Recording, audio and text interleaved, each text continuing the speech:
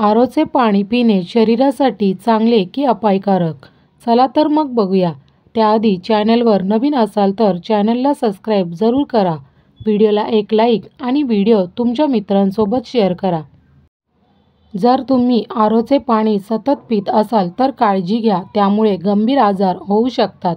पाणी शुद्ध करण्यासाठी आरो वॉटर प्युरिफायर बसविणे ही आता एक सामान्य गोष्ट आहे.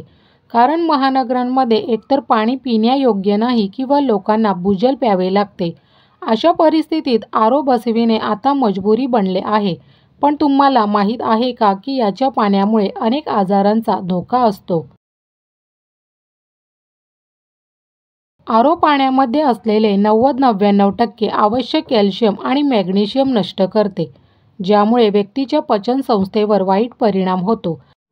हाडे, यकृत, किडनी, बीपी, हृदयविकार होऊ शकतात आणि रोगप्रतिकारक शक्तीही कमी होऊ लागते. आरोमधून पाणी शुद्ध करण्याच्या प्रक्रियेत पाण्याचा मोठ्या प्रमाणात अपव्यय होतो. आरोसारख्या मशीनद्वारे दररोज करोडो लिटर पाणी वाया जात आहे. आरो प्रणालीद्वारे शुद्ध केलेल्या प्रत्येक 1 लिटर पाण्यामागे 3 लिटर पाणी वाया जाते. आरो पाणी शुद्ध करते, परंतु त्याचे पाणी शुद्ध करणारे पडदा काही दिवसातच खराब होतो. त्यामुळे ते पुन्हा पुन्हा बदलावे लागते. मेंब्रेनचा खर्च आणि वीज बिल मिळून आरोचे पाणी खूप महाग होते. आरोचे पाणी शुद्ध करते जोपर्यंत त्याचे सर्व भाग योग्य राहतात. पण आरोचे भाग जुने झाल्याने त्याची कार्यक्षमता कमी होते.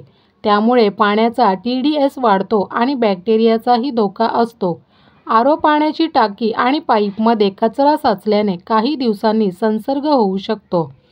आरोचे पाणी जास्त काळ वापरल्यास हृदयविकार, थकवा, डोकेदुखी आणि मेंदूसारख्या समस्या उद्भवू शकतात. आरो पाण्यात असलेले क्षारीय खनिजे काढून टाकल्यामुळे हे पाणी अधिक स्पष्ट होते, परंतु त्यानंतर हे पाणी आम्लयुक्त बनते, जे शरीरासाठी खूप हानिकारक आहे. ग्राहक शिक्षण आणि संशोधन केंद्राने आरो आणि विविध वॉटर प्युरिफायरवर संशोधन केले आहे.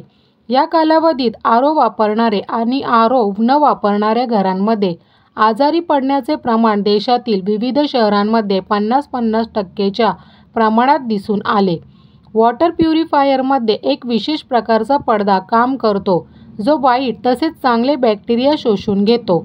त्यामुळे पाण्यात आढळणारी खनिजे शरीरात पोचत नाहीत.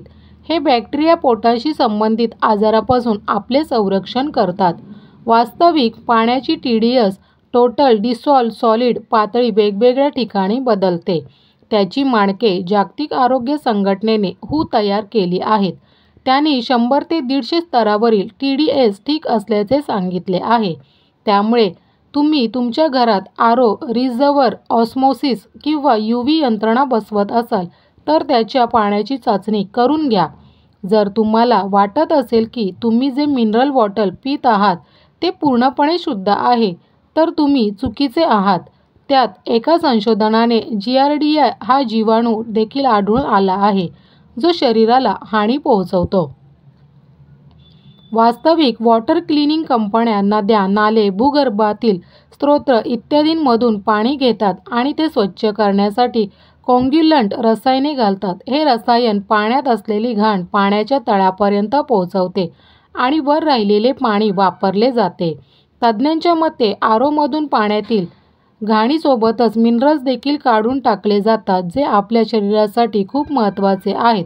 त्यांच्या कमतरतेमुळे हाडे, यकृत, किडनी, BP आणि हृदयविकार होऊ शकतात. तर मित्रांनो, व्हिडिओ कशी वाटली ते कमेंट्समध्ये नक्की सांगा. धन्यवाद.